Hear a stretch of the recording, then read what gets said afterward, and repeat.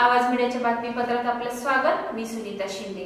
जे पाहिले तेच दाखवणारे प्रखर दयाने चालू घडामोडींचा आढावा घेण्यासाठी पाहूयात आजच्या स्पेशल। मिरज तालुक्यातील बामनोळी गावामध्ये अटीतटी निवडणुकीमध्ये भाजप प्रणित आघाडीला यश।